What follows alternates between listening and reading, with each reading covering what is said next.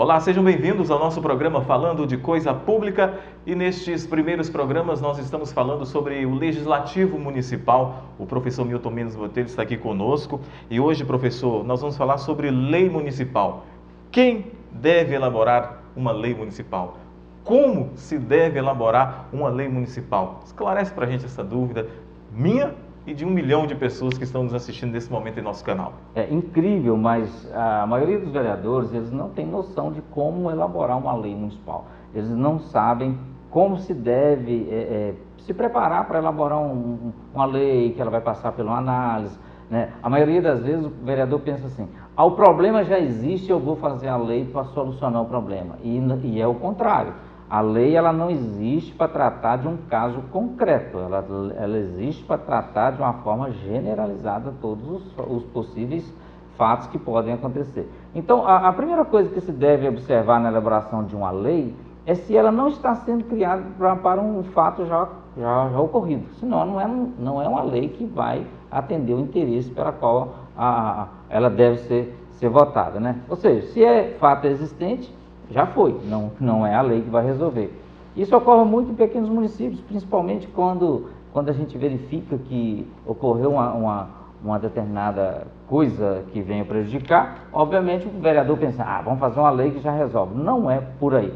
Então a legislação, ela prevê muitas formas de participação, inclusive da própria população, na elaboração de leis. Nós temos aí no Brasil uma lei feita por iniciativa popular, que é muito conhecida, que é a lei da ficha limpa, né? Então, é um processo que trouxe uma certa conscientização da população de como proceder para elaborar uma lei. A lei, o primeiro passo para elaborar uma lei é elaborar uma minuta a gente chama de minuta de lei, mas é o anteprojeto de uma lei. O que é um anteprojeto? É o texto, né, sem aquele ajuste técnico, jurídico, que é submetida à análise das pessoas que têm interesse que venha concretizar a norma. Então, todo e qualquer projeto protocolado na Câmara, pela Secretaria-Geral da Câmara, ele passa pelo crivo de um técnico para verificar: aquela matéria já existe na legislação municipal?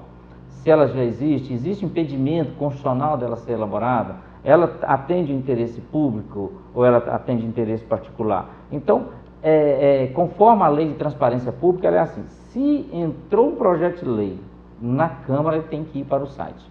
Para quê? Para que o cidadão tenha condições de questionar a tempo disso virar lei. Então, pode haver manifestação popular, pode de organizações, partidos políticos, até de profissionais liberais, para que ele venha questionar a lei. Aí a lei, ela entra na secretaria, recebe o número de processo legislativo, vai para a mesa diretora decide se vai para a pauta. Se for para a pauta, ela é lida e apresentada em plenário, vai para as comissões permanentes da Câmara, ela recebe análise, pareceres, volta para o plenário para discussão e aprovação, pode ser primeira e segunda discussão, conforme o caso, depende da matéria e regimento interno, o quórum também de votação.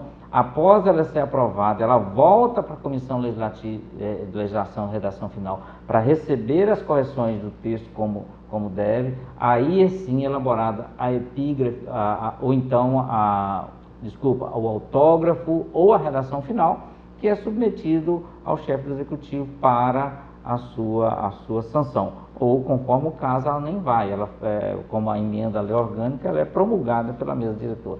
Então, essa é a tramitação que o regimento interno das câmaras traz. E aí começa o problema. Muitos não dão atenção que deveria dar ao regimento interno.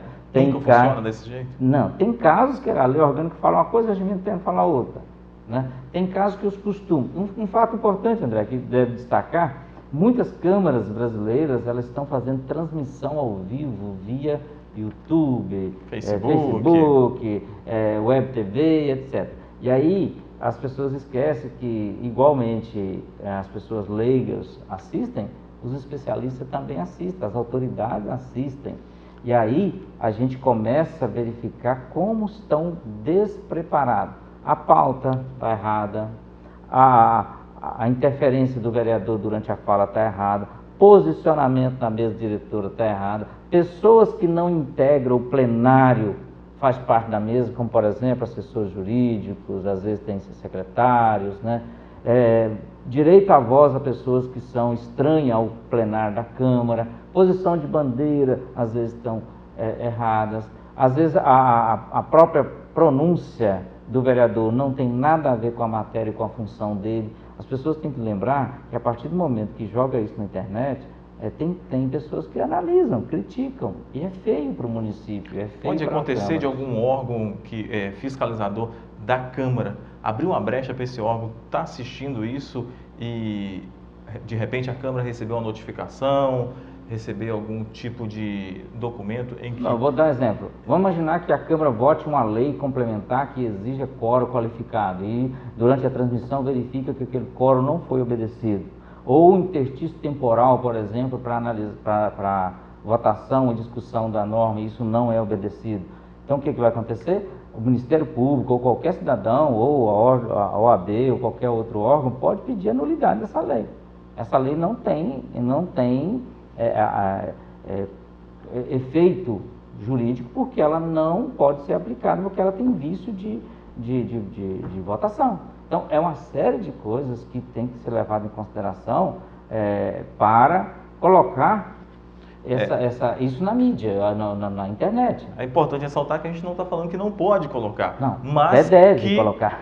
Pois deve colocar. É transparência, né? Faz parte também da Lei de Acesso à Informação, mas que antes de fazer esse serviço, né? Antes de colocar esse serviço no ar, que atenda todos os critérios, todo o regulamento interno, toda a lei orgânica, né? Para que não tenha algum problema lá na frente, né, professor? E zelar pela imagem do Poder Legislativo, né? Você entra em sites aí, você vê a qualidade das leis que são colocadas à disposição lá, acho que está cumprindo a legislação. Não está cumprindo a legislação, a eficiência e a eficácia do ato não está comprovada ali. Com certeza. Tá certo, professor. Obrigado mais uma vez por esses esclarecimentos, né? A gente falando sobre como se deve elaborar uma lei municipal. E você que quiser conhecer mais um pouco sobre o trabalho do professor Milton Mendes Botelho, você pode acessar o site miltonconsultoria.com.br. Até o nosso próximo programa falando de coisa pública.